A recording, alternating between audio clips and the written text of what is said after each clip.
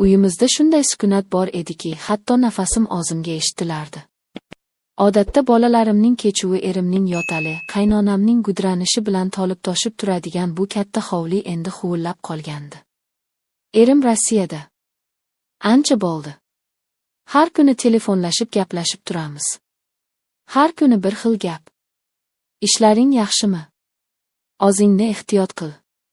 Bolalar yaxshimi? U bilan ham uzoqlashib ketgandekmiz. Go'yo soyinch deganlari avvaliga olovga o'xshab yuragingni kuydirar ekan. Keyin asta-sekin sovuq kulga aylanib qolar ekan. Bolalarimni qaynonam olib Toshkentga, opasinikiga to'yga ketganlariga ham bir hafta bo'ldi. Qaynotangiz yolg'iz qolmasin. Kelin, siz qoling, bir haftada qaytamiz degandilar. Shunday qilib men va qaynotam bu katta havollagan hovlida yolg'iz qoldik. Qaynotam odam kamgap inson. Bolasi uzoqda, xotini, nevaralari mehmonda. U kishi uchun ham oson emasligini bilardim. Ko'pincha ayvonda eski karavotda xayol surib o'tiradilar. Men o'z ishim bilan doim oloraman, sigir soqaman, ovqat qilaman, uylarni yig'ishtiraman. Biz deyarli gaplashmasdik. Faqat zarurat yuzasidan ota choy ichasizmi, kelin tuz bormi? Faqat shunga o'xshash so'zlar edi. Oradagi sukunat ba'zan menga og'ir yuk bo'lib tuydi. Kechqurunlari bu sukunat yanada avjiga chiqardi. Hovliga tun chokib chiroqlar yoqilganda, men oshxonamda, u kishi oshxonasida qamalib o'tirardik. Ba'zan u kishini u yoqdan bu yoqqa yurgani eshitilardi. Men esa derazadan osmonga, yulduzlarga qarab o'tirardim. Xayolimda erim, u hozir nima qilayotgan ekan? Sovqotmayaptimikan, meni oylarmikan? Ammo bu oylar ham endi avvalgidek yuragimni junbushga keltirmasdi. Xuddi eski yod bo'lib ketgan she'rni takrorlayotgandek edim. Bir kuni kechqurun yomg'ir kuya boshladi. Bax yomg'iri uyimiz tomiga urilayotgan tomchilar sukunatni biroz bo'lsa-da buzardi. Bir kuni elektr o'chib qoldi. Butun hovlini zimziyo qorong'ulik bosdi. Telefonimning chirog'ini yoqib sham izlay boshladim. Oshxonadan bir dona sham topib yoqdim va qaynotamning xonasiga moraladim. U kishi deraza oldida tashqariga tikilib o'tirgan ekanlar. Ota chiroq ochdi. Sham olib keldim dedim. U kishi sekin qaradi. Sham yorida yuzlaridagi ajinlar yanada chuqurlashib bortib ko'rindi. Uning ko'zlarida chuqur bir charchoq alam bor edi. Ha, kelin, rahmat. Shu yerga qo'ya qoling, dedilar. Past ovozda. Shamni stol ustiga qo'ydim. Xonadan chiqib ketmoqchi edim. Lekin u kishining ovozi to'xtatdi. O'tiring, kelin. Bir ozim zerikdim. Bu taklifni kutmagandim. Ikkilanib eshik oldidagi kursiga o'tirdim. Odasham alangasi bizni bir-birimizdan ajratib turardi. Uzoq jim qoldik.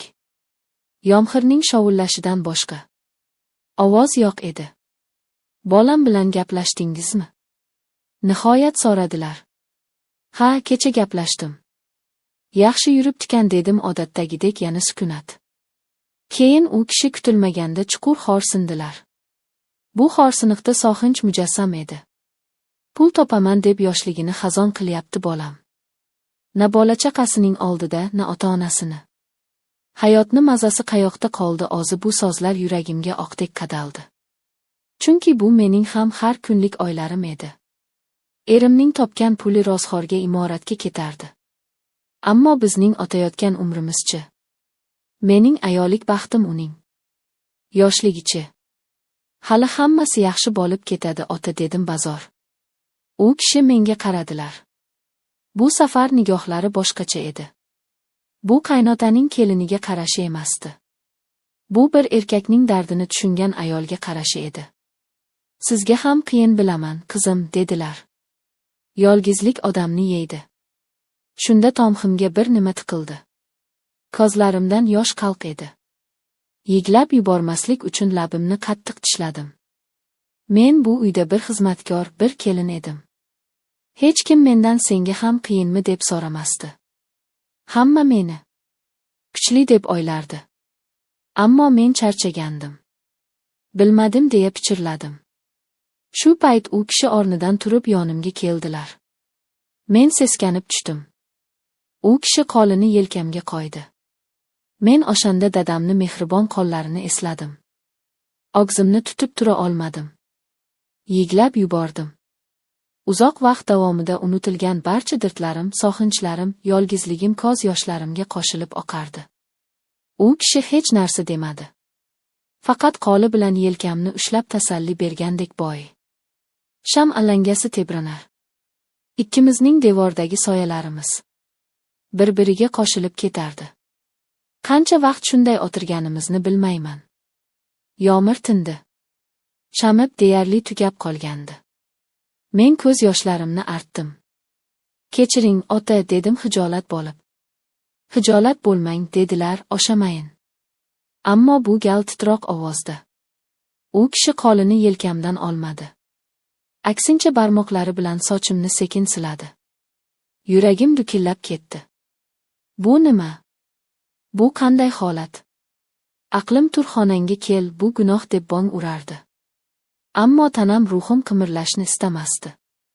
Men shu mehrga, shu e'tiborga shunchalik tashna edimki, bu iliqlikdan voz hech kim kelmadi. U egilib yuzimga qaradi.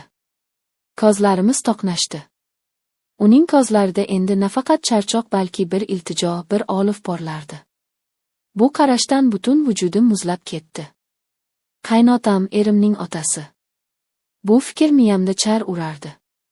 Ammo hozir u qaynotam emas, balki meni tushunadigan, dardimga sherik bo'lgan yagona inson edi. U sekin yuzimga yaqinlashdi. Men ko'zlarimni yumib oldim. Lablaridan aroqning hidi anqidi. Demak, yolg'izlikdan ichgan ekanlar. U meni olibdi. Bu opichda na ehtiros, na shiddat bor edi. Bu ikki yolg'iz yaralangan qalbning bir-biriga taskin berishga urinishi edi. Bu gunohkor, ammo shunchalik zarur bo'lgan bir taskin edi. Men qarshilik qilmadim. O'sha lahzada men na erimning xotini, na bu xonadonning kelini edim. Men shunchaki yolg'iz mehrga zor bir ayol edim. Tong otdi. Chiroq yonib turgandi. Tunda qachon yonib, qachon o'chirganimizni eslay olmadim. O'rnimdan turib yuzimni yuvdim. Hovul chiqqanimda qaynotam allaqachon turib ayvonda choy ichib o'tirardi. Unga ko'zim tushishi bilan kechagi voqea yodimga tushib, butun tanamga titroq kirdi. Uyat, qo'rquv, gunohkorlik hissi butun vujudimni qamrab oldi. U kishiga qaray olmadim. Salom berdim-u oshxonaga kirib ketdim. Nonushta tayyorladim. Lekin og'zimning tomog'imdan hech nima o'tmadi. Dasturxon yozib, choynakni olib chiqqanimda, u kishi bilan yana yuzma-yuz bo'ldik. Uning nigohida ham hijolat bor edi. Biz hech narsa demadik. Hech narsa bo'lmagandek nonushta qildik. Ammo oramizdagi sukunat endi boshqacha edi. Bu bo'sh sovuq sukunat emasdi. Bu sirlar bilan, aytilmagan so'zlar bilan, gunohning og'ir yuki bilan to'la bir sukunat edi. Biz endi bir-birimizga begona emasmiz. Bizni umrbod bir-birimizga bog'lab turadigan bir sir birlashtirib turardi. Kunlar o'tmoqda. Qaynonam va bolalarim ertaga qaytib kelishadi. Hovli yana shovqinga to'ladi. Em yana telefon qiladi. Hayot o'z iziga tushib ketgandek bo'ladi. Ammo men bilaman, hech narsa endi avvalgidek bo'lmaydi. Bu hovlining devorlari, bu ayvon, bu xonalar hammasi mening gunohimga guvoh. Men har kuni qaynotamga duch kelaman. Biz bir-birimizga qisqagina qarab qo'yamiz. Uning nigohida men o'zimning aksimni, o'zimning sirimni ko'raman. Va bu katta uyda biz ikkimiz abadiy yolg'izmiz. O'zimiz yaratgan yolg'izlikda bu yolg'izlikning nomi yo'q, ta'rifi yo'q.